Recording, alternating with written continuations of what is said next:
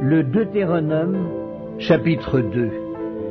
Nous nous tournâmes et nous partîmes pour le désert par le chemin de la mer Rouge, comme l'Éternel me l'avait ordonné.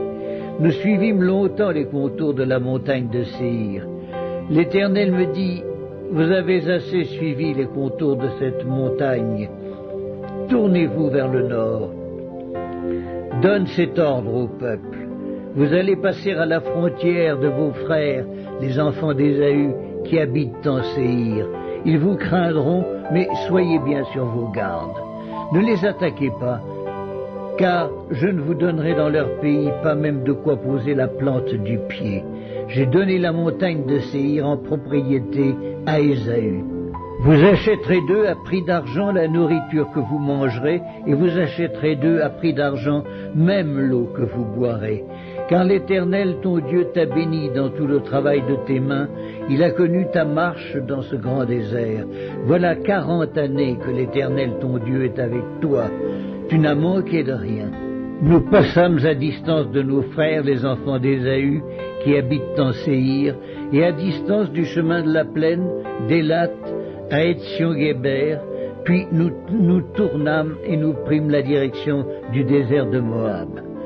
L'Éternel me dit, n'attaque pas Moab et ne t'engage pas dans un combat avec lui, car je ne te donnerai rien à posséder dans son pays. C'est aux enfants de Lot que j'ai donné Ar en propriété.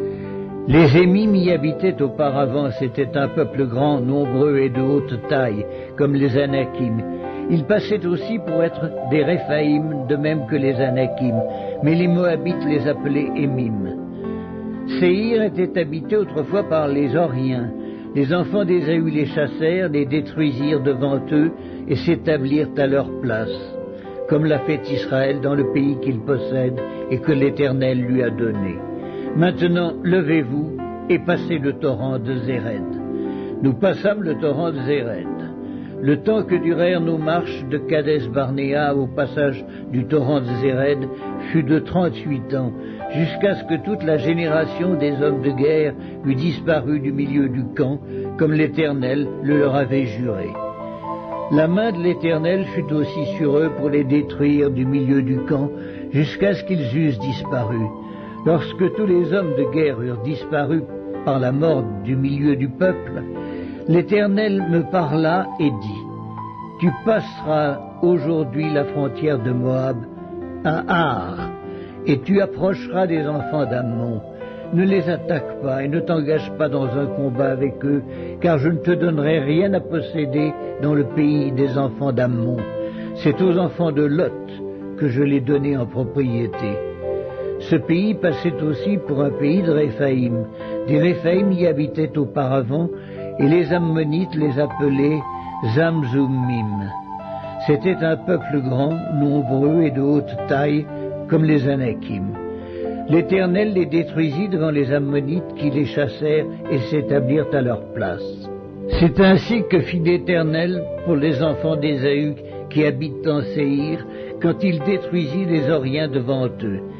Ils les chassèrent et s'établirent à leur place jusqu'à ce jour. Les Aviens qui habitaient dans les villages jusqu'à Gaza furent détruits par les Caphtorim, sortis de Caphtor, qui s'établirent à leur place. Levez-vous, partez et passez le torrent de l'Arnon.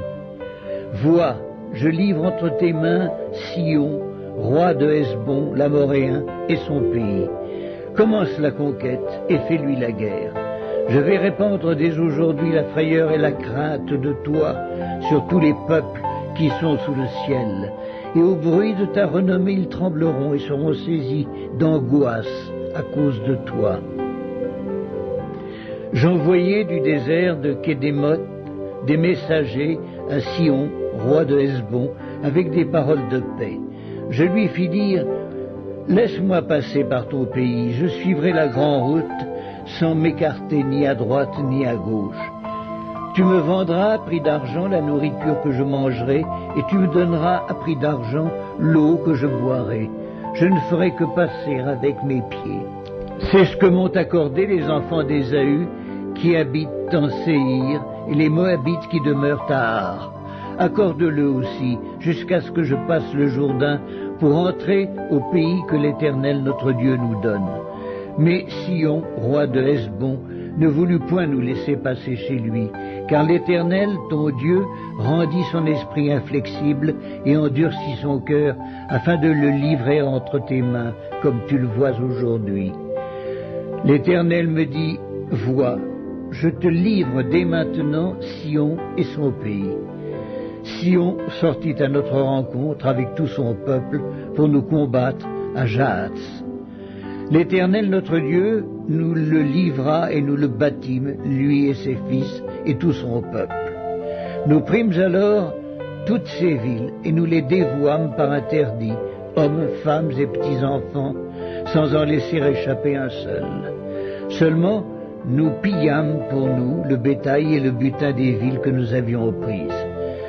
Depuis Aroër, sur les bords du torrent de l'Arnon, et la ville qui est dans la vallée jusqu'à Galaad, il n'y eut pas de ville trop forte pour nous.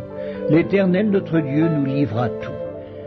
Mais tu n'approchas point du pays des enfants d'Ammon, de tous les bords du torrent de Jabbok, des villes de la montagne, de tous les lieux que l'Éternel notre Dieu t'avait défendu d'attaquer.